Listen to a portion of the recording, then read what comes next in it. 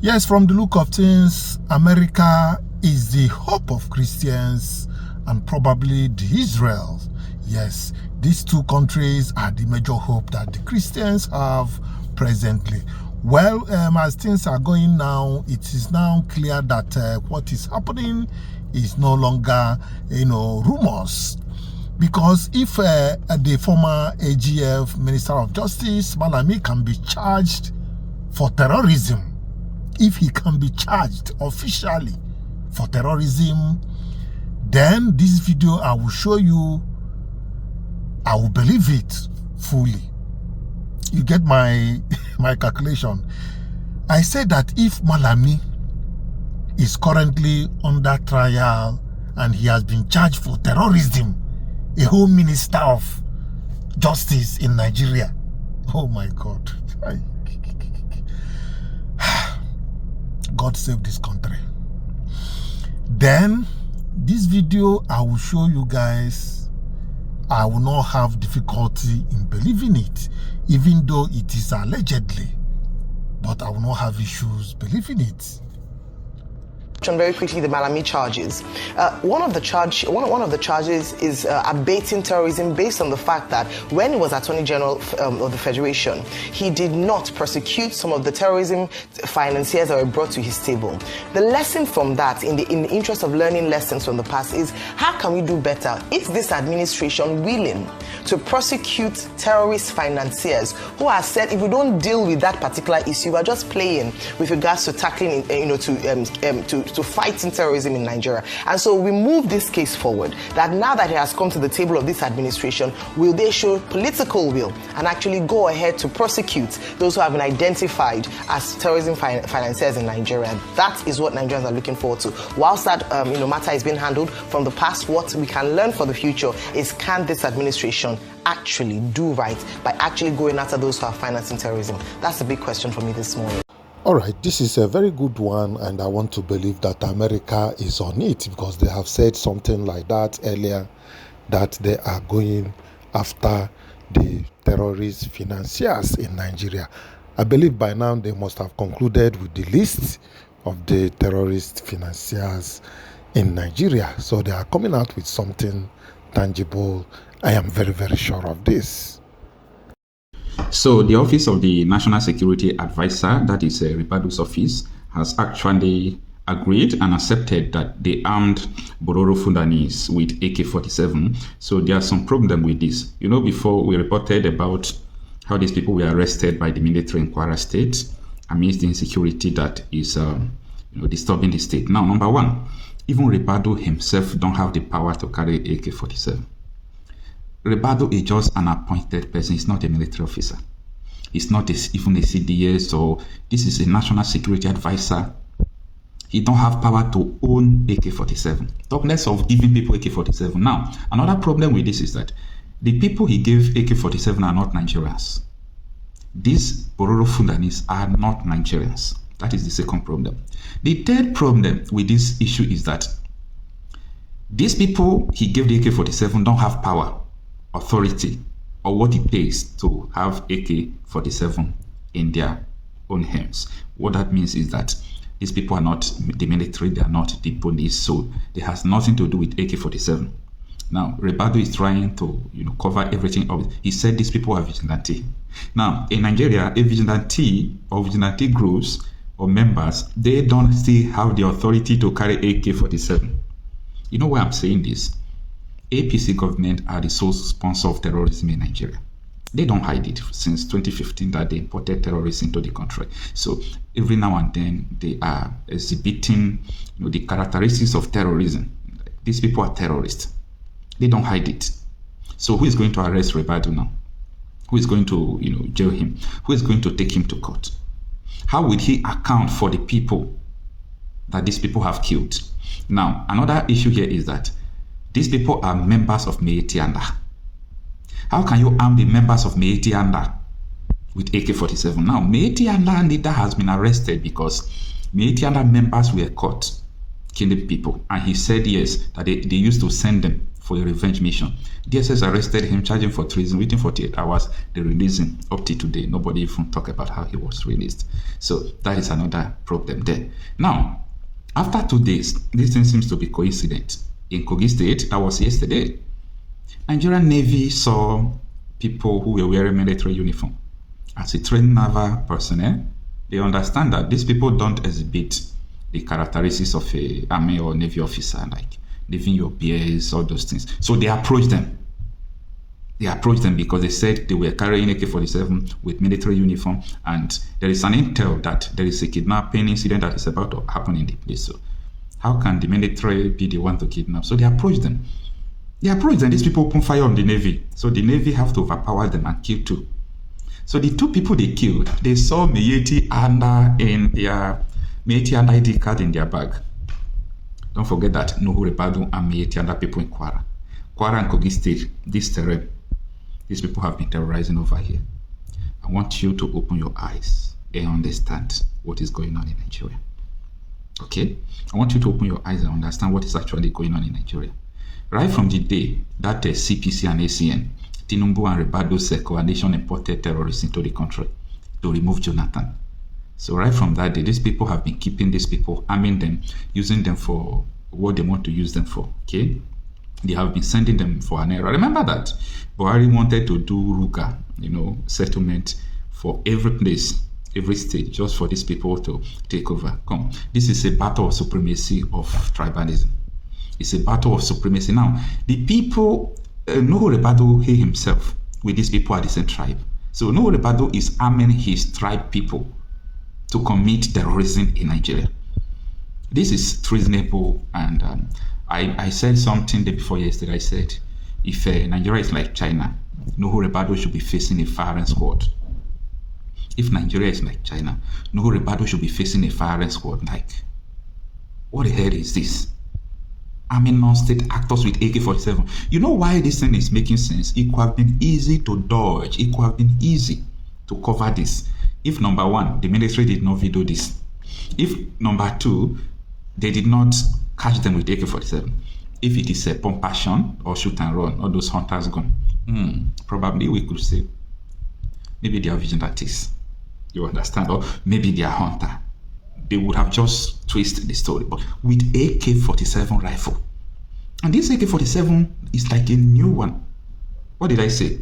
This AK-47 is like a new gun. Cha-cha-cha. When you hear cha-cha-cha, you know this is a new gun. Now, the gun they said that Rebado gave them, okay, from the information that I received, those guns has not been registered with Nigerian military personnel. Has not been registered with Nigerian police. So the answer is this: where did Rebado get the gun? Are you thinking what I'm thinking? Where did Rebado get the gun? So people import gun into country, AK-47, and give it to terrorists or give it to whoever they want to give it to. See, I really want to understand some things. Is Tinubu really in charge of this country? Is Tinubu really in charge of this country? What is even going on in Nigeria? Is Tinubu aware of it? Anyway, I'm not trying to exonerate Tinubu because his coalition imported terrorists into this country, and it is evident. Everybody knows about what transpired then. Where do we go from here? Nigeria is in trouble. Prepare for the worst, okay? So actually, there are names penciled down that are sponsoring terrorism in Nigeria. And sponsoring is not maybe something of 100 million. We are talking about big-time people in the country sponsoring terrorism. And the world is watching. And nothing happened to them. Their names were listed, gave to Malami, and Malami did not prosecute any of them. That is the reason. That's what they said, though. Who knows what really happened, whether he's part of the financiers. But that's the way they put it. Now that he's been tried for it. Oh, well, it's left for you. Oh, that's why we are bringing these things up. Let the people know that these things are true. These things are happening true, so that it will be among the things that will be looked into in this country. Honestly, there is nothing wrong with external bodies coming to help us to solve this problem in Nigeria. it is getting out of hand. People are dying. People need to live in peace without fear in their homeland.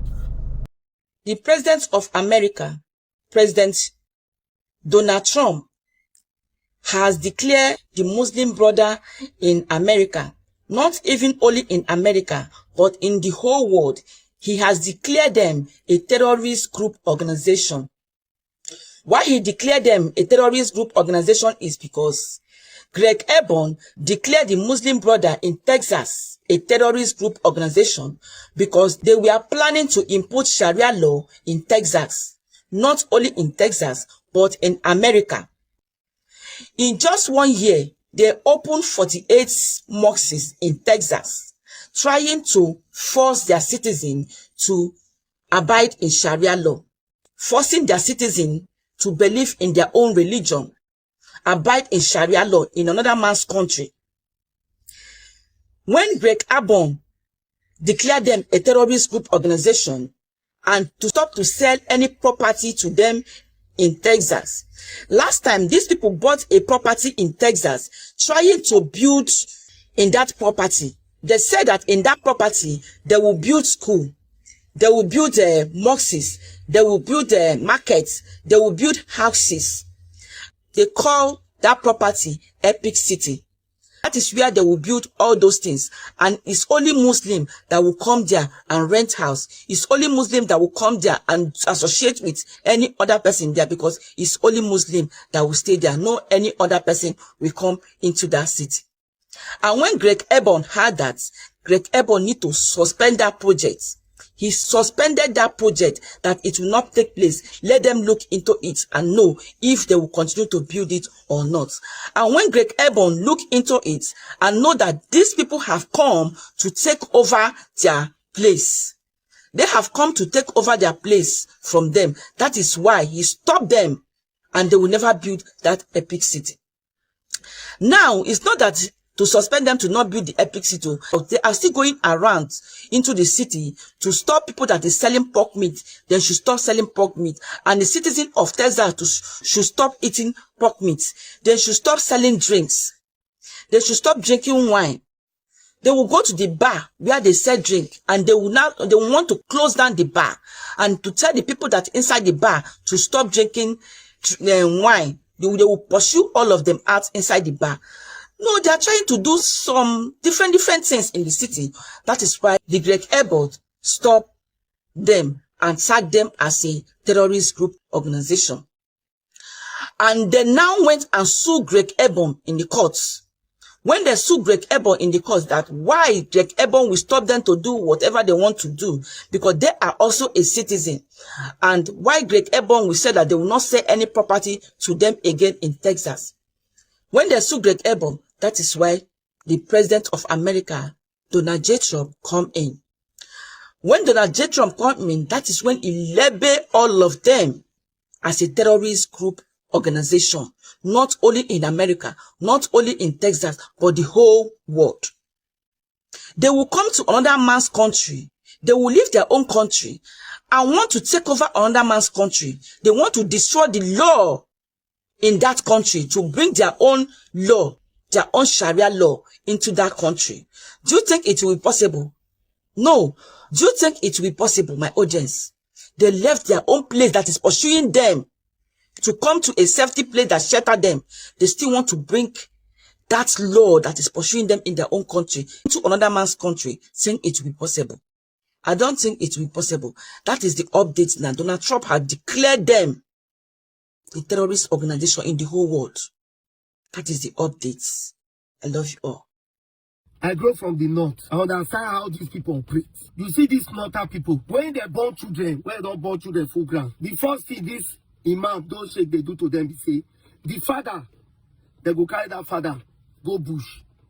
That father go there bush, they work for them for their farm. Then the children, in the morning, they'll just gather them, give them akamu, when they drink finish. They go send those ones, go express, go they beg. Then the others to Marjorie children. The senior ones, they go just carry truck, put a enough cow, carry like 6 of them, put inside that truck. Those cows with those boys are coming to the south and the west. Now, if they reach place like Kogi State, they go drop some boys here with their cow. When they move again, they reach place like Osun State, they go drop some. That's why they go they drop them. So those boys, when they drop them, they go drop them for the outside quarter. When they drop them, they do so now. They go carry cow, enter bush, go they chop our yam. Now, among these Muslim children, the ones that be they stubborn, when look say no, I know what about to this imam, their rules, let it all do. Don't want to take Sharia law. They hold you. So your parents will look say, no. If I allow this my pikin stay, this month, they go in Sharia law, they hold am. They fit cut in hand. What they go do? They will not carry that boy, send them out of that northern state. There be some outside boys where you go see from south and west. They just draw their own. Now make I tell you where the grievances they come from. Where quarrel they come from, where they say they call the born churches. Those ones where the Christian outside, their children, not they go on Majiri school. Their children, not they go meet all those imams. Say they won't sit down together, they eat. No, their children they did separately. Their children they go government school. And their children they did more smarter than these other people own. So that it become an anger.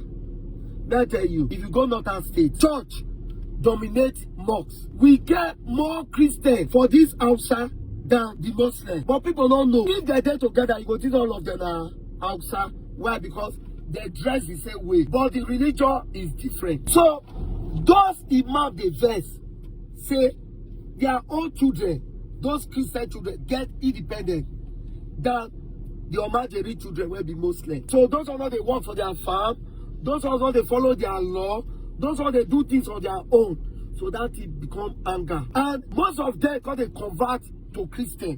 Why? Because they need that freedom. They won't come out for that bondage.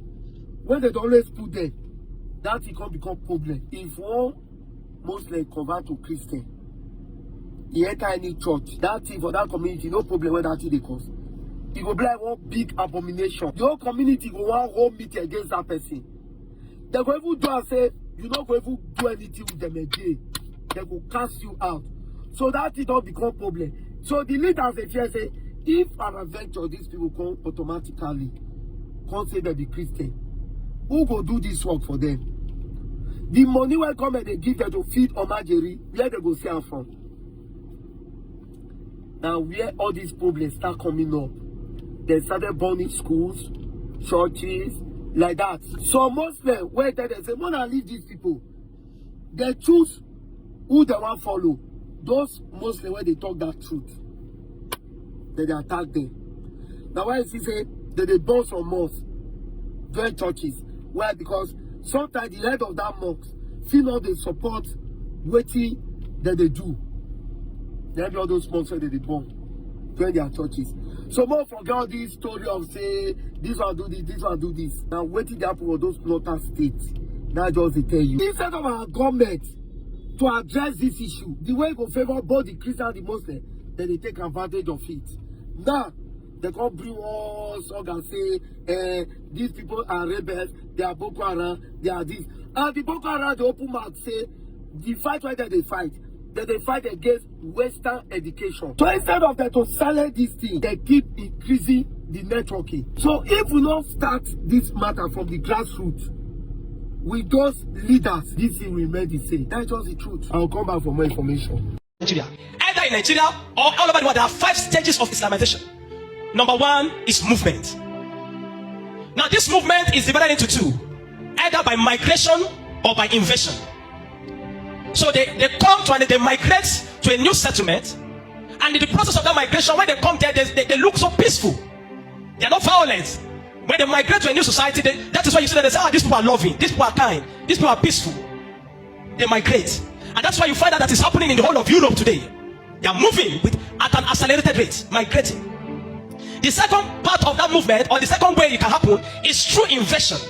Meaning that they come, conquer the people, fight them, destroy them, and take over their territory. This is what we saw when the Fulanis invaded by Usman Dan Fodio, when they invaded the Hausa land in the north.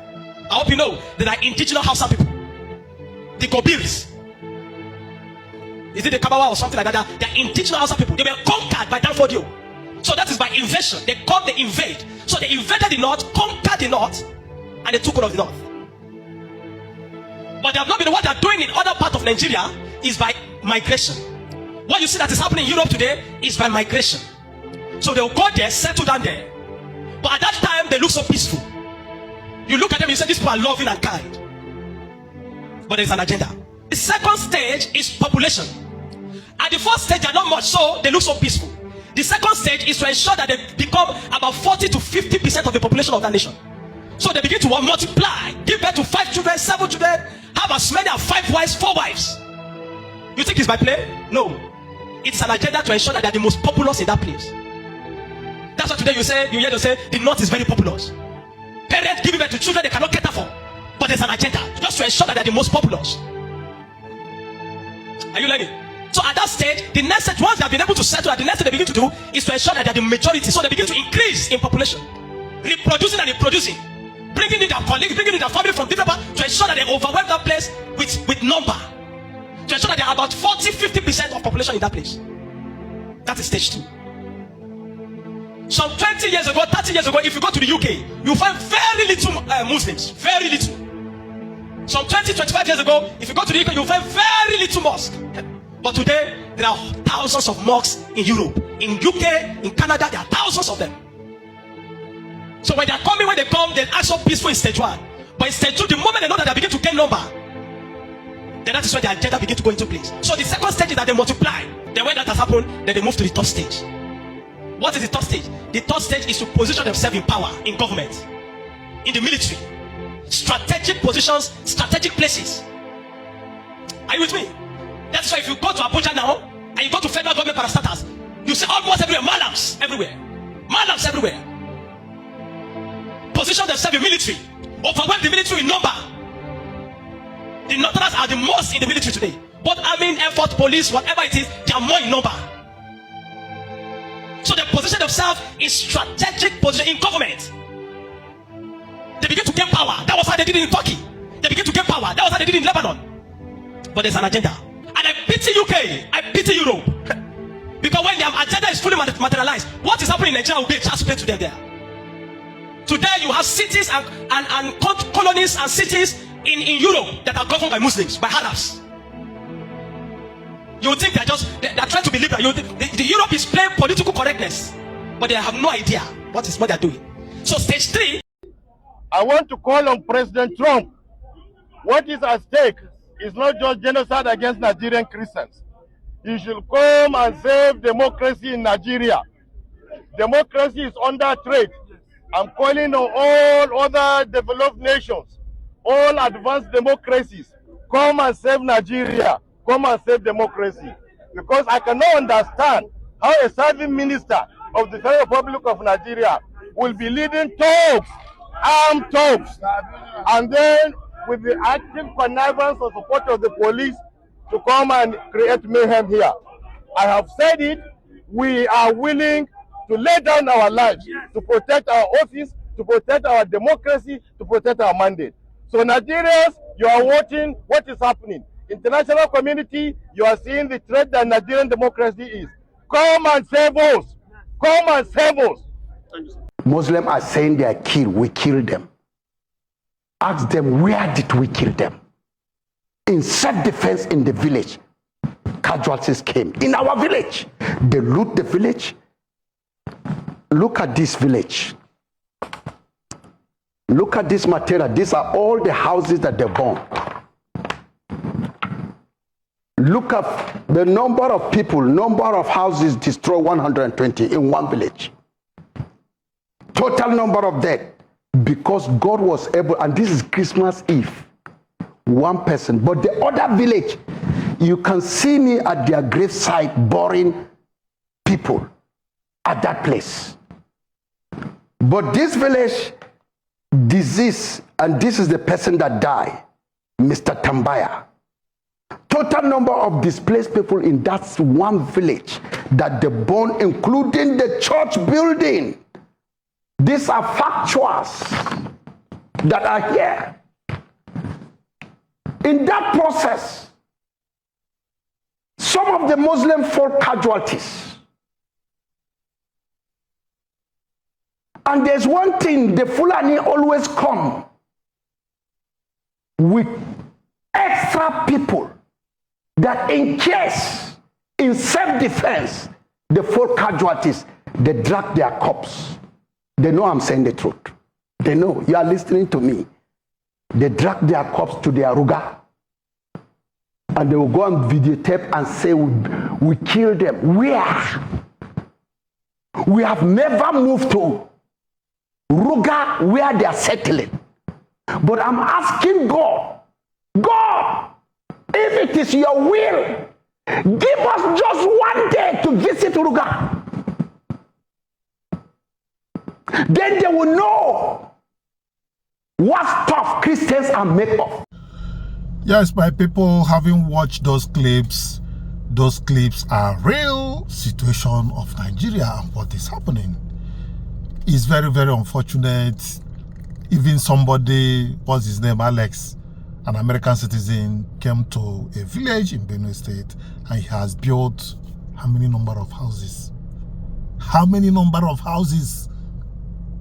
Whether they said it's about 50 houses or so for displaced people in their native land. But the government of Nigeria did not deem it fit to give these people shelter and rebuild their house. Very, very unfortunate. Well, I will end it for now until I come your way next time. Bye for now.